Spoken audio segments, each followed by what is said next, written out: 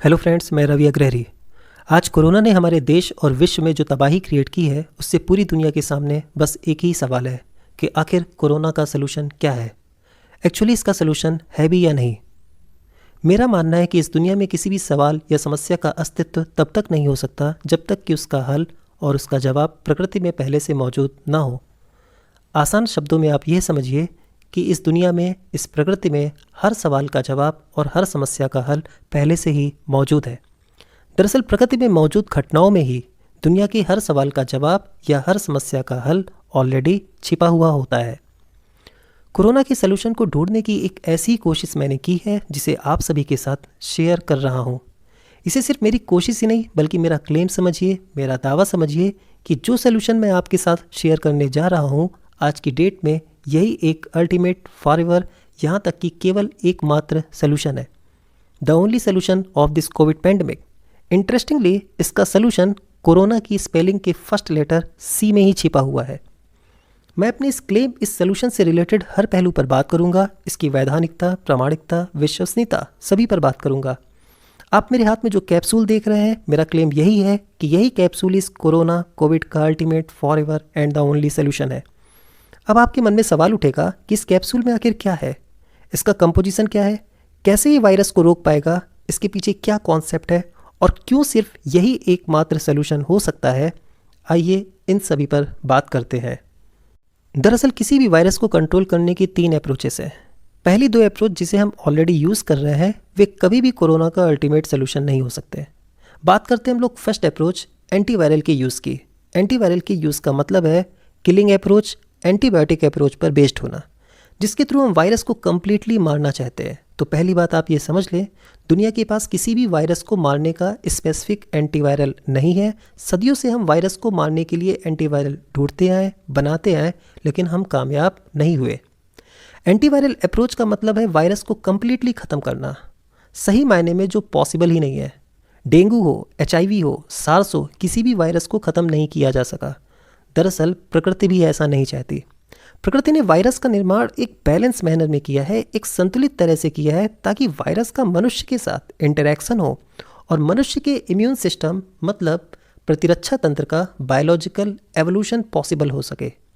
मतलब आप यहाँ समझिए, वायरस खुद एक नेचुरल वैक्सीनेशन की तरह है अगर वह सीमित संख्या में मौजूद है। इसलिए ध्यान रखिएगा, वायरस को सीमित करना नेचर के अनुकूल है, प्रकृति के अनुरूप है। उसे खत्म करना ना ही सलूशन है, ना ही पॉसिबल है, ना ही डिज़ायरेबल है और ना ही प्रकृति के अनुरूप है। अल्टीमेटली बात यह है, प्रकृति ने वायरस का निर्माण जीव के उद्विकास, एवोल्यूशन के लिए किया है, ना कि उसकी समाप्ति के लिए। इसलिए वायरस को खत्म करना हमारा अल्टीमेट एम बिल्कुल भी नहीं होना चाहिए। अब हम बात करते हैं दूसरी अप्रोच, वैक्सीनेशन की।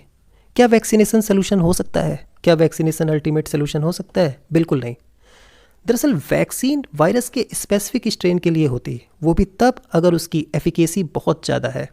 मतलब वैक्सीन का सक्सेस रेट बहुत कम होता है।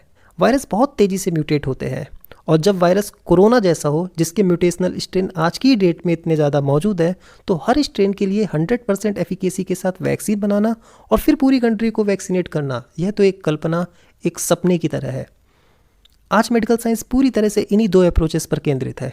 अब मैं जिस सलूशन को क्लेम कर रहा हूँ कोविड के अगेंस्ट, वो इन 2 अप्रोचेस से डिफरेंट एक थर्ड अप्रोच पर बेस्ड है।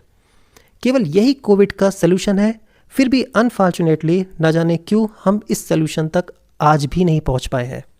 आप शायद हैरान होंगे कि अगर मारना सलूशन नहीं है, वैक्सीनेशन सलूशन नहीं है, तो फिर एक्चुअल में सलूशन है क्या? यह थर्ड अप्रोच किसी भी पैथोजन को रोकने के लिए खुद प्रकृति द्वारा बनाई गई ही अप्रोच है, जिससे वायरस को सीधे ना मारकर भी उनकी संख्या को बढ़ने से हम रोक सकते हैं, उसे सीमित कर सकते हैं, उसे इतना सीमित कर सकते हैं कि वे हमारे लिए हार्मफुल ना होकर हमारे लिए बेनिफिशियल साबित हो, हमारे बायोलॉजिकल एवोल्यूशन की वजह बने। मैं बात कर रहा हूँ बायोलॉजिकल कंपटीशन के थ्रू वायरस को रोकने की, बायोलॉजिकल कंपटीशन के थ्रू वायरस की पॉपुलेशन को सीमित करने की। यही वायरस का एकमात्र सलूशन है। डार्विन को पढ़ते समय आपने बायोलॉजिकल कंपटीशन के बारे में पढ़ा होगा। प्रकृति में हर प्रजाति फूड एंड स्पेस के लिए अपनी संबंधित प्रजाति से कंपटीशन करती, जिससे दोनों ही प्रजातियों की पॉपुलेशन कॉम्पिटिटिव इनहिबिशन से कंट्रोल्ड रहती, मतलब सीमित रहती। ठीक ऐसे ही अगर हम अपनी बॉडी में वायरस के कॉम्पिटिटर को ढूंढ लें तो उसे बढ़ाकर हम वायरस की पॉपुलेशन को कंट्रोल कर लेंगे, सीमित कर लेंगे। और अभी पहले ही हमने बताया वायरस की सीमित संख्या तो हमारे बायोलॉजिकल एवोल्यूशन का कारण है। अब यहाँ पर सवाल उठता है कि वायरस का कॉम्पिटिटर कौन है। सबसे पहले आप खुद को कभी वायरस का कॉम्पिटिटर मत समझना, क्योंकि आप उससे संबंधित प्रजाति नहीं है, आप वायरस के कॉम्पिटिटर नहीं हो सकते। तो फिर आइए जानते हैं कौन है वायरस का कॉम्पिटिटर। एक्चुअली वायरस के कॉम्पिटिटर बैक्टीरिया है। आपको ये जानकर हैरानी होगी और इवन आपके लिए जानना भी बहुत ज़रूरी है कि हमारे शरीर में जितनी कोशिकाएं हैं लगभग उतने ही सूक्ष्म जीव हैं, माइक्रोब्स हैं, जिनमें bacteria, fungi, protozoan and viruses आते हैं, जिसमें सबसे मेन बैक्टीरिया होते हैं। हमारे शरीर के अंदर इन बैक्टीरियल डाइवर्सिटी, इन बैक्टीरिया की एक बहुत बड़ी जैव विविधता मौजूद है। मतलब भिन्न भिन्न प्रकार के करोड़ों अरबों बैक्टीरिया हमारे शरीर के अंदर मौजूद है। इन सभी प्रकार के माइक्रोब्स को मिलाकर हम माइक्रोबायोम कहते हैं या माइक्रोबायोटा कहते हैं। इनमें से केवल कुछ बैक्टीरिया ही पैथोजेनिक होते, मतलब डिसीज़ कॉज करते। बाकी जितने भी बैक्टीरिया हैं वे सब हमारे शरीर का एक अभिन्न अंग होते हैं, इंटीग्रल पार्ट होते हैं। वे सभी बैक्टीरिया हमारी वाइटल फिजियोलॉजी को, इम्यूनिटी को सीधे कंट्रोल करते हैं। उन्हें हम गुड बैक्टीरिया कहते हैं, कॉमेंसल बैक्टीरिया कहते हैं, प्रोबायोटिक्स कहते हैं, और वे जन्म से मौजूद होते हैं। फिर से आप ध्यान देना, कुछ बैक्टीरिया को छोड़कर हमारे शरीर में गुड बैक्टीरिया होते हैं, कॉमेंसल बैक्टीरिया होते हैं, प्रोबायोटिक्स होते हैं, और वे हमारी बॉडी के लिए इतने क्रूशियल होते हैं, इतने इम्पॉर्टेंट होते हैं, हमारी वाइटल फिजियोलॉजी, हमारी इम्यूनिटी को सीधे कंट्रोल करते हैं। आप इन बैक्टीरिया को, इन प्रोबायोटिक्स को, इन कॉमेंसल बैक्टीरिया को अपनी बॉडी के लास्ट ऑर्गन की तरह कंसिडर कर सकते हो। ये इतने इम्पॉर्टेंट होते हैं कि अगर मैं जब तक आपसे बात करूं, इनके बारे में तारीफ़ करता रहूं, तब भी आप समझना कि मैंने इनके बारे में कम ही बात की है। यही वे प्रोबायोटिक बैक्टीरिया हैं जो किसी भी पैथोजन के, वायरसेस की स्ट्रॉन्ग कॉम्पिटिटर होते हैं, इनहिबिटर होते हैं। अगर इनके टाइप्स और नंबर हमारी बॉडी में मेंटेन रहते हैं तब वायरसेस या दूसरे पैथोजन कॉम्पिटिटिवली इनहिबिट रहते और कभी भी हमारी बॉडी में हैवॉक क्रिएट नहीं कर पाते, डिसीज़ कॉज नहीं करा पाते। लेकिन अगर किसी भी वजह से इन बैक्टीरियल के टाइप्स में नंबर में किन्हीं भी कारणवश कमी आती है, इम्बैलेंस होता है, डिस्टर्बेंस होता है, मतलब माइक्रोबायोम्स की डिसबायोसिस हो जाती है। यहाँ पर आप डिसबायोसिस को ध्यान देना। हमारे शरीर में मौजूद बैक्टीरिया के टाइप्स और नंबर में जब भी इम्बैलेंस होता है, डिस्टर्बेंस होता है, लॉस होता है, उसे हम कहते हैं डिसबायोसिस। तो अगर किसी भी फैक्टर की वजह से हमारे शरीर में माइक्रोबायोम्स की डिसबायोसिस होती है तो ये वायरसेस और दूसरे पैथोजन को जो उन गुड बैक्टीरिया से कंपटीशन मिल रहा होता है वो कंपटीशन मिलना बंद हो जाता है, मतलब वे कंपटीशन से रिलीज़ हो जाते और बहुत तेज़ी से अनकंट्रोल्ड मैनर में ग्रो करके हमारे शरीर को बैडली अफेक्ट करते, मतलब डिसीज़ कॉज कराते। मैं दावे के साथ कह सकता हूँ कि ये बैक्टीरिया का लॉस, इन गुड बैक्टीरिया का लॉस, इनका डिस्टर्बेंस, इनका इम्बैलेंस, इनके डिसबायोसिस ही कोरोना के हावी होने की और उसके सफल होने की एक्चुअल वजह है। कंक्लूजन यह है कि कोरोना का सलूशन सिर्फ प्रोबायोटिक बैक्टीरिया ही हो सकता है। प्रोबायोटिक बैक्टीरिया, कॉमेंसल बैक्टीरिया के कंपटीशन को बढ़ाकर ही सिर्फ कोरोना को थामा जा सकता है। और यही मेरा क्लेम है कि इनके सिवाय कोई और सलूशन ना तो है और ना ही हो पाएगा। मैं हमेशा से सोचता रहा कि कोरोना के सलूशन के लिए जब भी बैक्टीरिया का क्लेम आपके सामने करूं तो काश मेरे सामने कोई ऐसा एविडेंस हो जिससे मैं आपको सीधे सोचने पर मजबूर कर दूं कि yes, bacteria are the only solution, bacteria will be the only solution of this covid pandemic. और जब मुझे एक एविडेंस मिला तब मैं सुपर एक्साइटेड था। आपने डेंगू फीवर के बारे में सुना होगा, जिसकी वजह एडीज मॉस्किटो के अंदर मौजूद डेंगू वायरस है। सदियां बीत गई, हम लोगों के पास डेंगू वायरस का अल्टीमेट सोल्यूशन नहीं। आज भी इस वायरस से हर साल दुनिया भर में कितनी ही मौतें होती हैं। एक्चुअली सोल्यूशन न ढूंढ पाने की वजह हमारी गलत अप्रोच, गलत डायरेक्शन में सोल्यूशन को ढूंढना है। हम एंटीवायरल ढूंढते हैं, वैक्सीन बनाते हैं, जबकि सोल्यूशन तो कहीं और है। अनफॉर्चुनेटली सोल्यूशन वहाँ है जहाँ हम सबसे कम काम कर रहे होते हैं। एक रिसेंट स्टडी में देखा गया कि जिस एडीज मॉस्किटो के अंदर वोल्बेकिया नाम का बैक्टीरिया होता, उस मॉस्किटो के अंदर डेंगू वायरस ग्रोथ नहीं कर पाता। मतलब वोल्बेकिया बैक्टीरिया ही डेंगू वायरस का स्ट्रॉन्ग कॉम्पिटिटर है, इनहिबिटर है। मतलब वायरस का सलूशन अल्टीमेट बैक्टीरिया ही हो सकता है। ठीक इसी तरह कोरोना वायरस का भी ultimate counter, ultimate competitor, inhibitor केवल और केवल एक बैक्टीरिया ही पॉसिबल है। और अगर हम आज की डेट में जो एसिम्प्टोमेटिक कोविड पेशेंट है या फिर वे पर्सन जो आसानी से कोविड से रिकवर कर रहे हैं, अगर उनके शरीर की बैक्टीरियल प्रोफाइल को तैयार करें तो हम आसानी से उन बैक्टीरिया को फाइंड आउट कर सकते हैं जो कोरोना से काउंटर करने के लिए सीधे रिस्पॉन्सिबल हैं। वे कौन से बैक्टीरिया हैं, उन बैक्टीरिया के कौन कौन से स्ट्रेन पर्टिकुलरली कोरोना के अगेंस्ट इफ़ेक्टिव हैं, वो सब मैं आपको धीरे धीरे बताता रहूँगा। Just wait and watch. Finally यही मेरा क्लेम है कि वैक्सीन, एंटीवायरल या कोई भी एंटीबायोटिक कोरोना का सलूशन नहीं हो सकता है। इसका एकमात्र सलूशन कॉमन सेल बैक्टीरिया है, मतलब प्रोबायोटिक बैक्टीरिया है। अभी तक की बातों से कंक्लूज़न ये है, नंबर 1, मैं जिस सलूशन की बात कर रहा हूँ वो कंपटीशन के कॉन्सेप्ट पर बेस्ड है। नंबर 2, वायरस के कॉम्पिटिटर कॉमन सेल बैक्टीरिया होते हैं। नंबर 3, कॉमन सेल बैक्टीरिया से कंपटीशन को बढ़ाकर ही वायरस को सीमित किया जा सकता है। कंपटीशन विद कॉमन सेल ही वायरस का अल्टीमेट सलूशन हो सकता है। इसीलिए मैंने कहा था कोरोना का सलूशन उसके लेटर सी में ही छिपा हुआ है। C for corona, C for competition and C for common cell. Number 4, virus को कम्प्लीटली ख़त्म करना ना तो पॉसिबल है और ना ही डिज़ायरेबल, जबकि उनका सीमित संख्या में होना हमारे एवोल्यूशन के लिए ज़रूरी है। एंड नंबर 5, कोरोना के डोमिनेट होने की वजह हमारे शरीर में मौजूद बैक्टीरियल कम्युनिटी का डिस्बायोसिस होना ही है। अब क्वेश्चन ये है, हमारे शरीर में बैक्टीरियल कम्युनिटी के डिस्टर्बेंस, उनके अल्ट्रेशन, उनके लॉस, मतलब उनकी डिस्बायोसिस की वजह क्या है? इस सवाल को समझकर ही एक्चुअल में हम कोरोना की हावी होने की मूल वजह को समझ पाएंगे और तभी फाइनल सोल्यूशन तक पहुंच पाएंगे।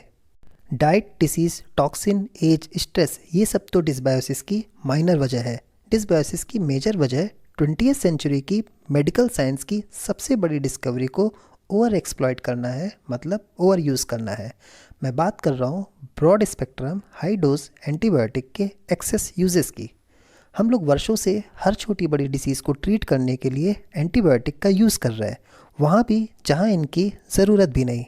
ये ब्रॉड स्पेक्ट्रम एंटीबायोटिक पैथोजन को तो मारते ही हैं, लेकिन साथ ही साथ कई वर्षों से ये हमारे शरीर में मौजूद गुड बैक्टीरिया, प्रोबायोटिक बैक्टीरिया को भी ख़त्म करते आ रहे हैं।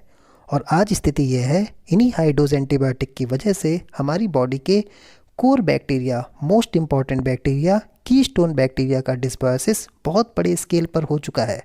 और साथ ही साथ इनके ना होने से इन बैक्टीरिया से मिलने वाली इम्यूनिटी भी हमारे शरीर में लगभग खत्म सी हो गई है। और कोरोना जैसे प्रकृति के सबसे साधारण वायरस कंपटीशन और इम्यूनिटी से बचकर सक्सेसफुली हमारे शरीर में हावी होने लग गए। आपको पता है कीस्टोन कोर बैक्टीरिया के लॉस, इम्बैलेंस से और जो दूसरे गुड बैक्टीरिया है उनका भी सर्वाइवल मुश्किल हो जाता है। वे भी धीरे धीरे एक्सटिंक्ट होने लग गए, जिससे कोरोना के इन्फेक्शन के साथ साथ दूसरे और भी पैथोजन का कोई इन्फेक्शन हमारी बॉडी में तेज़ी से हो रहा है, जैसे typhoid, diarrhoea, abdominal pain, GI bleeding, nausea, vomiting, liver damage, kidney damage, neurologic disorder. ये आप सुन ही रहे होंगे, कोविड पेशेंट में ये सारे एसोसिएटेड कोई इन्फेक्शन रिपोर्ट हो रहे हैं। एक एनालॉजी से आप समझिए, इकोलॉजी में अमेरिकन पैसिफिक कोस्ट में एक फील्ड एक्सपेरिमेंट किया गया, जिसमें वहाँ एक कीस्टोन स्पीसीज स्टारफिश पिजास्टो को रिमूव किया गया। धीरे धीरे वहाँ से 10 इन्वर्टिब्रेट्स खुद से एक्सटिंक्ट हो गए। कंक्लूज़न ये है, कीस्टोन का सर्वाइवल ही दूसरे अन्य स्पीसीज के सर्वाइवल की वजह बनता। अब ठीक ऐसे ही हमारी बॉडी में कीस्टोन बैक्टीरिया की डिस्बायोसिस हुई तो उसकी वजह से वे गुड बैक्टीरिया, वे दूसरे प्रोबायोटिक्स जो टाइफाइड और डायरिया जैसी बीमारी को रोक रहे थे, उनकी भी डिस्बायोसिस होने लगी, जिससे कोविड पेशेंट में आसानी से टाइफाइड, डायरिया और दूसरे एसोसिएटेड कोई इन्फेक्शन रिपोर्ट होने लग गए। अब आपके दिमाग में एक सवाल कि इसके पीछे क्या सॉलिड प्रूफ हो सकते हैं कि कोरोना वायरस के इन्फेक्शन के पीछे हमारे शरीर में मौजूद गुड बैक्टीरिया का इम्बैलेंस, मतलब उनकी डिस्बायोसिस ही है। यहाँ पर एक बात समझिए, सिर्फ कोरोना वायरस ही नहीं बल्कि जितने भी डिसीज़ कॉज करने वाले पैथोजेनिक बैक्टीरिया या वायरस होते हैं, सभी के इन्फेक्ट कर पाने की मुख्य वजह यही है कि हमारे शरीर में मौजूद गुड बैक्टीरिया का इम्बैलेंस, उनकी डिस्बायोसिस, जिससे उन पैथोजन को जो कंपटीशन मिलना चाहिए था, जो इनहिबिशन, जो अवरोध मिलना चाहिए था, वो नहीं मिलता। और वे हमारे शरीर में मिलने वाले कंपटीशन से रिलीज होकर डोमिनेट होने लग गए। अब इससे संबंधित जितने भी रिसर्च पेपर हैं सभी में कंप्लीट डेटा के साथ मेंशन है कि चाहे वे हमारे रेस्पिरेटरी डिसीज़ हो या गैस्ट्रोइंटेस्टिनल डिसीज़ हो, चाहे वायरल हो या फिर बैक्टीरियल इन्फेक्शन हो, सभी केसेस की वजह हमारे शरीर के बैक्टीरियल बायोम का डिस्टर्बेंस मतलब डिस्बायोसिस ही है। कौन कौन से डिसीज़ में कौन कौन से बैक्टीरियल ग्रुप में ऑल्ट्रेशन होता है ये ऑलरेडी इससे रिलेटेड सभी रिसर्च पेपर में पब्लिश्ड है। कोई भी रिस्पिरेटरी डिसऑर्डर हो, वायरल में जैसे कि H1N1, influenza, parainfluenza, pneumovirus, adenovirus, rhinovirus, URTI, LRTI या फिर RSV रेस्पिरेटरी सिंसिशियल वायरस का इन्फेक्शन हो, इसके साथ ही साथ अस्थमा हो, COPD हो, सिस्टिक फाइब्रोसिस ही क्यों ना हो, रेस्पिरेटरी ही नहीं गैस्ट्रोइंटेस्टिनल डिसऑर्डर में diarrhoea, severe colon infection, IBS, gastroenteritis, rotavirus, norovirus, astrovirus का इन्फेक्शन हो, इन सभी की मूल वजह हमारे गट और लंग में मौजूद कॉमेंसल बैक्टीरिया बायोम का मतलब गट लंग माइक्रोबायोम में डिस्टर्बेंस ही है। इन सभी की मूल वजह हमारे गट और लंग में मौजूद कॉमेंसल बैक्टीरियल बायोम मतलब गट लंग माइक्रोबायोम में डिस्टर्बेंस ही है। अब जैसे RSV में बैक्टीरियोडेटिड्स का नंबर बढ़ जाता है, फर्मिक्यूट्स का नंबर घट जाता है, जबकि हेल्दी पर्सन में इसका रिवर्स होना चाहिए। फाइनली हमको ये समझ में आ गया कि रेस्पिरेटरी सिंसिशियल वायरस के केस में हमारे गट माइक्रोबायोम में डिस्टर्बेंस है, डिस्बायोसिस है। अब हम लोग ये जानना चाहेंगे कि कोरोना के केस में बैक्टीरियल प्रोफाइल में क्या डिस्टर्बेंस हुआ है। कोविड पेशेंट की बैक्टीरियल प्रोफाइल में दो सबसे मुख्य कीस्टोन जीनस के कई सारे स्ट्रेन के डिस्बायोसिस मतलब उनकी कमी या डिस्टर्बेंस को रिपोर्ट किया गया है। वो दो जीनस हैं लैक्टोबैसिलस एंड बिफिडोबैक्टीरियम। यहाँ पर ध्यान दीजिएगा कि लैक्टोबैसिलस एंड बिफिडोबैक्टीरियम ये दो बहुत बड़े ग्रुप होते हैं। इनके अंदर कई सारे टाइप्स होते हैं जिन्हें स्ट्रेन कहते हैं। ये इसलिए बताया ताकि आप सिर्फ जीनस मतलब लैक्टोबैसिलस एंड बिफिडोबैक्टीरियम पर फोकस ना करें, उसमें भी इम्पॉर्टेंट है कि उसके कौन कौन से स्ट्रेन है जो पर्टिकुलर कोरोना वायरस के अगेंस्ट इफ़ेक्टिव हो सकते हैं। ये भी अल्टीमेट आपको मैं कुछ देर में बता दूंगा। अभी इन बातों से यहाँ पर कंक्लूज़न यह है कि हम इस वायरस के हावी होने की मूल वजह रूट कॉज मतलब बैक्टीरियल डिस्बायोसिस को स्वीकार करें, तभी एक्चुअल सोल्यूशन तक पहुँच सकते हैं। और हम कर क्या रहे हैं, हम कोरोना के होने की मूल वजह को जाने बिना ही उसके सोल्यूशन को ढूंढ रहे हैं। और सोल्यूशन है भी क्या आज की डेट में, एंटीवायरल, जो सही मायने में है ही नहीं, एंटीबॉडी का कॉकटेल जो कभी काम ही नहीं करेगा। मेरे अकॉर्डिंग तो उससे और कोरोना बढ़ना चाहिए। मास्क चाहे हम जितना पहन ले, वायरस के एक्सपोजर से हम खुद को नहीं बचा सकते। वैक्सीन, इतने हाईली वेरिएबल वायरस के लिए वैक्सीन कभी सलूशन नहीं हो सकता। अब तक की बातों से कंक्लूजन ये है, इमीडिएट हमें लैक्टोबैसिलस और बिफिडोबैक्टीरियम के मल्टी स्ट्रेन प्रोबायोटिक्स के थ्रू अपनी बॉडी में हुए माइक्रोबायोटा मतलब बैक्टीरियल कम्युनिटी की डिस्बायोसिस को वापस से रिस्टोर करना चाहिए।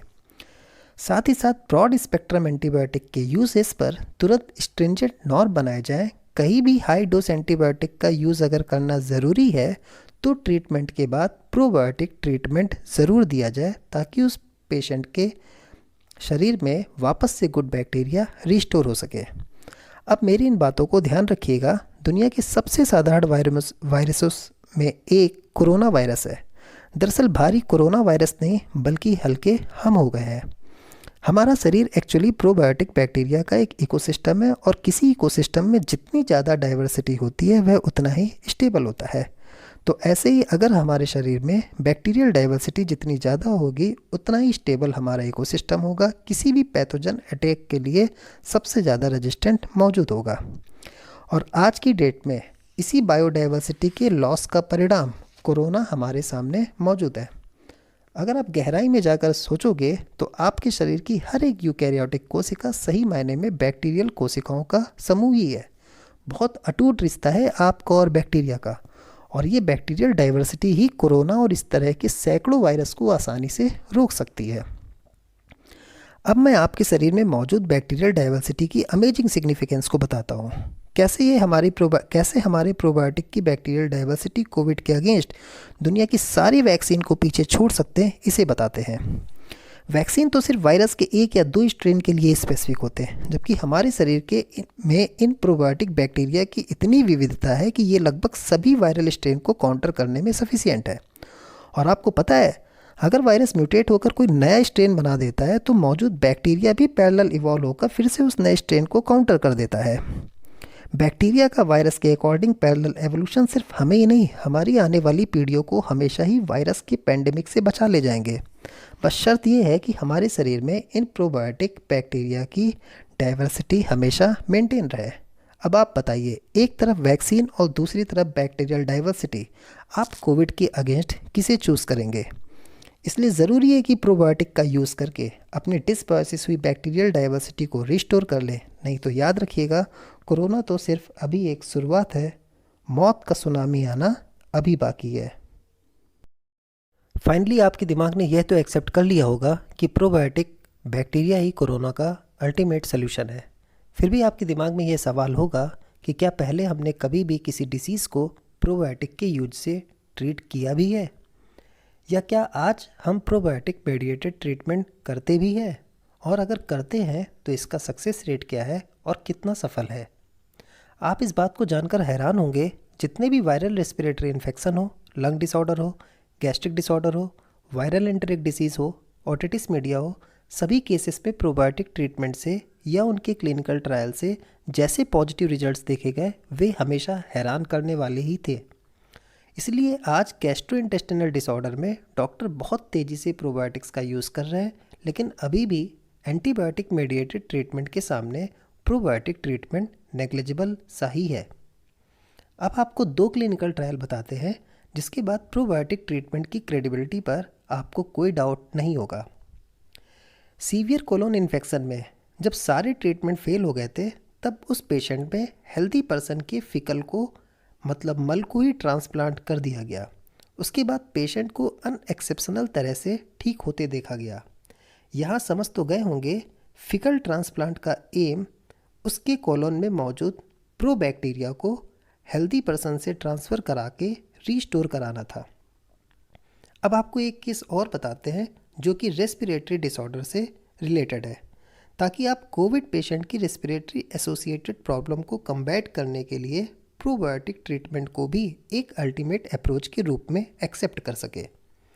एक निमोनिया के बहुत ही क्रिटिकली इल पेशेंट में, जो कि मैकेनिकल वेंटिलेशन में था, जब उसे मल्टी स्ट्रेन प्रोबायोटिक एलरेमोसस जीजी, बी सेबेटिलस, ई फिकैलिस दिया गया तो बहुत ही जल्द वेंटिलेटर डिपेंडेंसी कम होने लगी और निमोनिया से भी रिकवरी हो गई।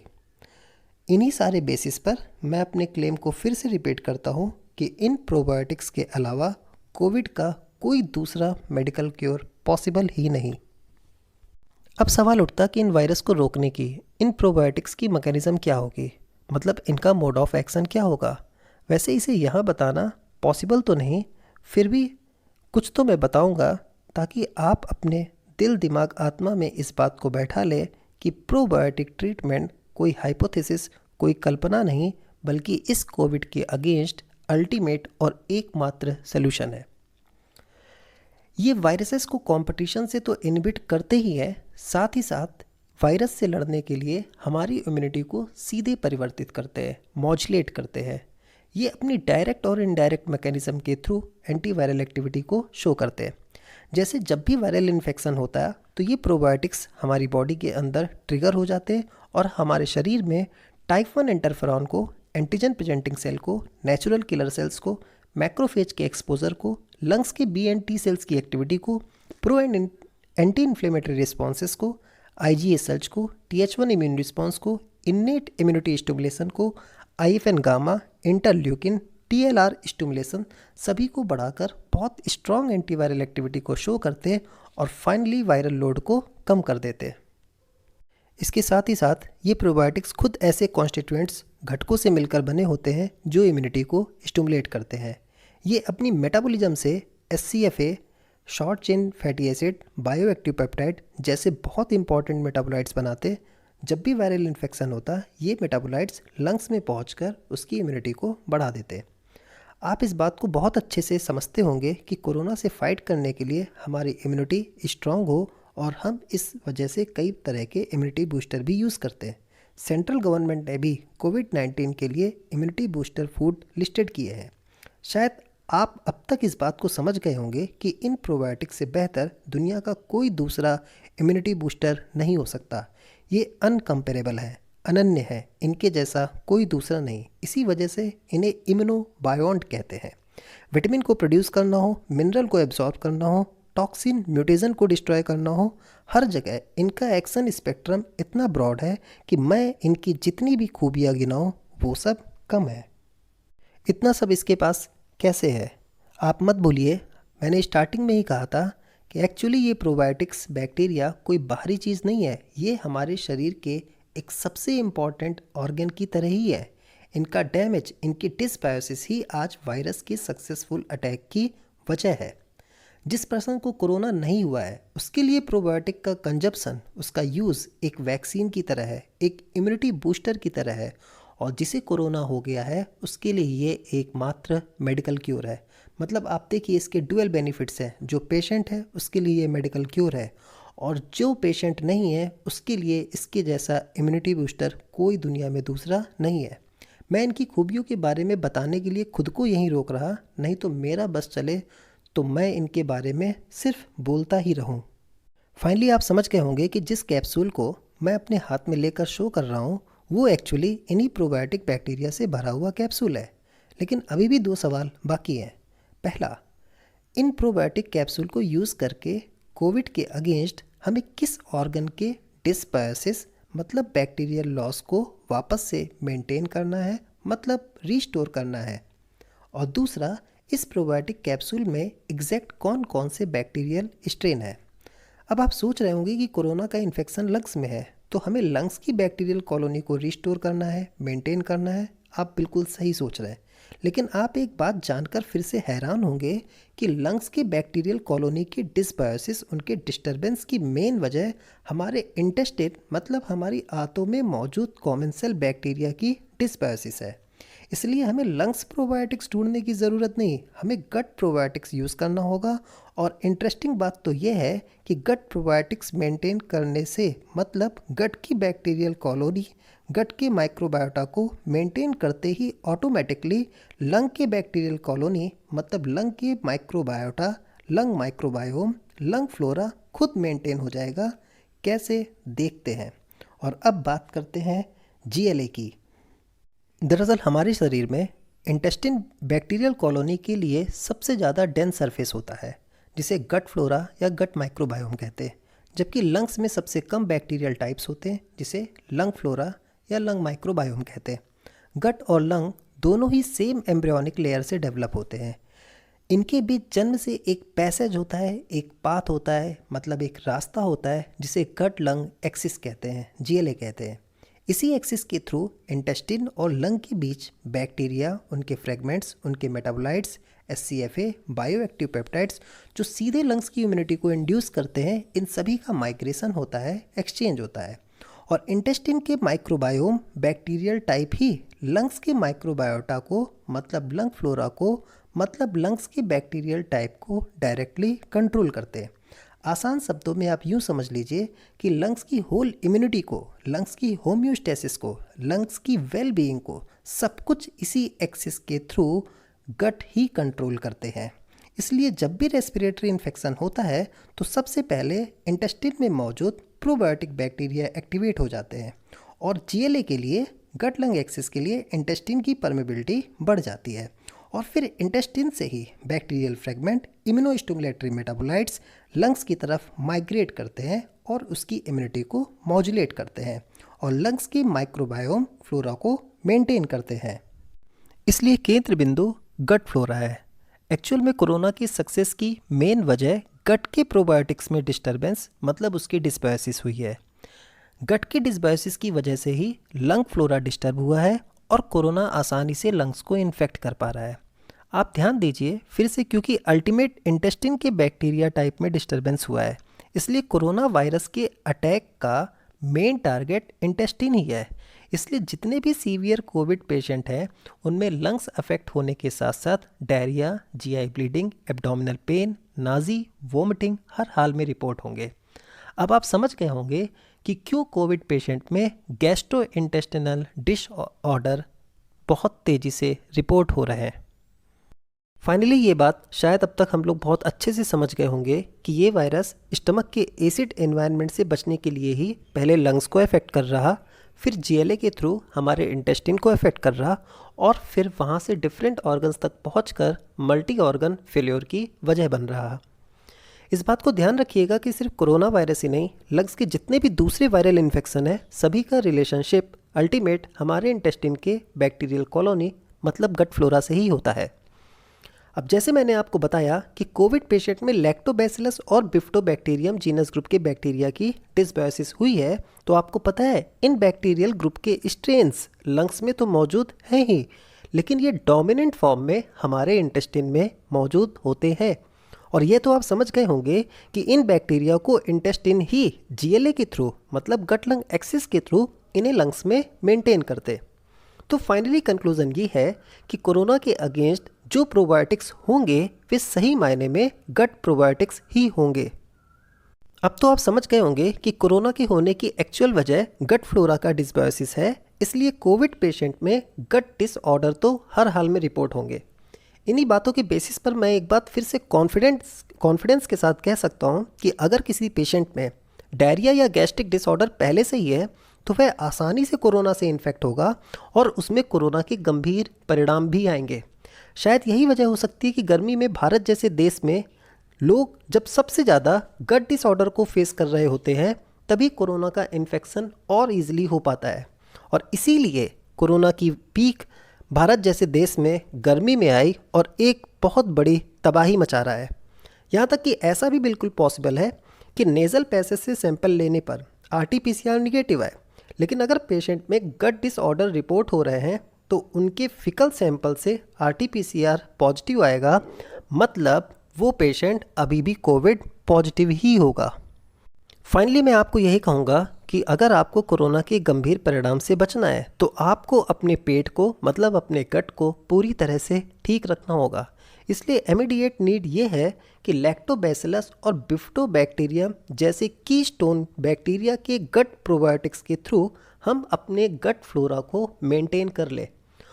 अगर हमने अपने गट फ्लोरा को मेंटेन कर लिया तो लंग्स फ्लोरा ऑटोमेटिकली मेंटेन हो जाएगा। अब फाइनल सवाल ये है कि जिस प्रोबायोटिक की मैं बात कर रहा हूँ, जिस प्रोबायोटिक में लैक्टोबैसिलस और बिफ्टोबैक्टीरियम के स्ट्रेन है, उसमें भी कौन कौन से स्ट्रेन होने चाहिए जो गट और लंग में कॉमनली मौजूद हो और साथ ही साथ जो सीधे कोरोना वायरस के अगेंस्ट ही इफ़ेक्टिव हो। मैंने अपनी स्टडी और एनालिसिस से कुछ 14 इफ़ेक्टिव स्ट्रेन लिस्टेड किए हैं जो कि प्रोबायोटिक्स में हर हाल में होने ही चाहिए कोविड के अगेंस्ट। इसमें सबसे इंपॉर्टेंट 2 स्ट्रेन हैं एल रेमोसस जीजी, बिफ्टोबैक्टीरियम एनिमैलिस सब स्पीसीज लैक्टिस PB12। मैं रिपीट करता हूँ, इसमें सबसे इंपॉर्टेंट 2 हैं लैक्टोबैसिलस रेमोसस जीजी and बिफ्टोबैक्टीरियम एनिमैलिस sub species lactis BB12। इसके अलावा जो और स्ट्रेन होने चाहिए वो है Lactobacillus casei, Lactobacillus paracasei, Lactobacillus rhamnosus, Lactobacillus gasseri, Lactobacillus acidophilus, Lactobacillus reuteri, Lactobacillus salivarius, Lactobacillus plantarum, Bifidobacterium longum, Bifidobacterium infantis, Bifidobacterium bifidum and Bifidobacterium previous. ये जितने भी मैंने आपको 14 स्ट्रेन बताए हैं ये सीधे कोविड के अगेंस्ट, कोरोना वायरस के अगेंस्ट सीधे इफ़ेक्टिव होते हैं। लेकिन इसके साथ ही मेरी सभी रिसर्च इंस्टीट्यूशन से अपील है कि अलग अलग कंट्री के बैक्टीरियल प्रोफाइल की एनालिसिस करें, जिससे कंट्री स्पेसिफिक कोरोना के वेरिएंट के काउंटर बैक्टीरियल स्ट्रेन को उस कंट्री की बैक्टीरियल प्रोफाइल से ढूंढकर लिस्ट में ऐड किया जा सके। मैं फिर से रिपीट कर रहा हूँ, ये काफ़ी इंपॉर्टेंट बात है। मेरी सभी रिसर्च इंस्टीट्यूशन से अपील है कि अलग अलग कंट्री के बैक्टीरियल प्रोफाइल की एनालिसिस की जाए, जिससे कंट्री स्पेसिफिक कोरोना वेरिएंट के काउंटर बैक्टीरियल स्ट्रेन को उस कंट्री की बैक्टीरियल प्रोफाइल से ढूंढकर इस लिस्ट में ऐड किया जा सके। अब फाइनली आप समझ गए होंगे कि मेरे हाथ में जो कैप्सूल है वो इन्हीं स्पेसिफिक बैक्टीरियल स्ट्रेन का प्रोबायोटिक कैप्सूल है। लेकिन अफसोस जिन 14 स्ट्रेन को मैंने लिस्टेड किया है वो सारे स्ट्रेन इसमें शामिल नहीं है, फिर भी मोस्टली मौजूद है। इसलिए मेरी प्राइम मिनिस्टर ऑफिस PMO से, सारे स्टेट गवर्नमेंट से, रिसर्च इंस्टीट्यूशन से, CDS, CO, ICMR, आयुष मंत्रालय सभी से अपील है कि कोरोना के अगेंस्ट मेरे प्रोबायोटिक ट्रीटमेंट के क्लेम को अपने पैरामीटर से कंफर्म करें और इन स्पेसिफिक स्ट्रेन के मल्टी स्ट्रेन प्रोबायोटिक को तुरंत रिलीज़ करें और कोविड ट्रीटमेंट प्रोटोकॉल में शामिल करें। मैं दावे के साथ, आत्मविश्वास के साथ कह सकता हूँ कि सरकार जितनी भी ड्रग्स को कोविड के अगेंस्ट इमरजेंसी यूज़ के लिए मंजूरी दे रही है, वे सब in specific multi strain probiotic के सामने कुछ भी नहीं होंगे। इस मल्टी स्ट्रेन प्रोबायोटिक के यूज़ के लिए सरकार को इमरजेंसी यूज़ की भी मंजूरी देने की ज़रूरत नहीं, क्योंकि ये तो एक्चुअल में ड्रग्स ही नहीं बल्कि मेडिकल सप्लीमेंट है जो पहले से ही यूज होते आ रहे हैं। एक्चुअली कोरोना हमें सीख दे रहा है कि हमारे शरीर की बैक्टीरियल बायोडाइवर्सिटी का नुकसान कितना भयावह हो सकता है। इसलिए अब वो समय आ गया है जब डिसीज़ को ट्रीट करने की सेंट्रिक अप्रोच एंटीबायोटिक से प्रोबायोटिक की तरफ शिफ्ट हो जाना चाहिए। मैं बहुत दावे के साथ कह सकता हूँ कि सिर्फ कोरोना ही नहीं, दुनिया भर में मौजूद सैकड़ों सालों से हर खतरनाक वायरस का सलूशन सिर्फ प्रोबायोटिक बैक्टीरिया ही है और प्रोबायोटिक बैक्टीरिया ही होगा। मैंने जो 14 स्ट्रेन लिस्टेड किए हैं, अगर मुझे कोई ऐसा प्रोबायोटिक कैप्सूल मिलता है जिसमें ये सारे 14 स्ट्रेन अवेलेबल हैं, तो मैं कॉन्फिडेंस के साथ कह सकता हूँ कि इनके कंजप्शन के बाद, इनका इंटेक करने के बाद मुझे कोरोना अफेक्ट नहीं करेगा, और अगर उसके बाद भी मुझे कोरोना अफेक्ट किया तो वह सिर्फ सर्दी, खांसी, जुकाम, वायरल फीवर से ज़्यादा और कुछ नहीं होगा। एक लास्ट लाइन में अगर मैं सब कुछ कंक्लूड कर दूँ तो मैं आपको बस यही एडवाइस करूँगा कि अगर हमारा गट फ्लोरा मेंटेन है, अगर हमारे गट के बैक्टीरिया मेंटेन है, तो कभी कोरोना हमें बैडली अफेक्ट नहीं कर पाएगा। इसलिए मेरी अपील है दुनिया के सारे रिसर्च इंस्टीट्यूशन से, वहाँ के साइंटिस्ट से, दुनिया भर के सभी डॉक्टर से कि वे कोविड पेशेंट को इन स्पेसिफिक स्ट्रेन के प्रोबायोटिक ट्रीटमेंट दें और रिजल्ट्स को फेसबुक, ट्विटर, यूट्यूब, इंस्टा, लगभग सभी सोशल मीडिया या फिर news, electronic media, print media के थ्रू शेयर करें और कोविड के अगेंस्ट एक नई प्रोबायोटिक फाइट को स्टार्ट करें जो कोविड का एक्चुअल में ultimate, forever and the only solution है। इसलिए आप सभी से भी रिक्वेस्ट है कि मेरे इस क्लेम को, इस मैसेज को शेयर कीजिए ताकि ये दुनिया भर के research institutions, doctors, government institutions और लोगों तक पहुंच सके, ताकि मानवता और प्रकृति की जैव विविधता दोनों को बचाने की एक कोशिश शायद कामयाब हो सके। मुझे सुनने के लिए आप सभी का शुक्रिया। थैंक यू एंड नमस्ते।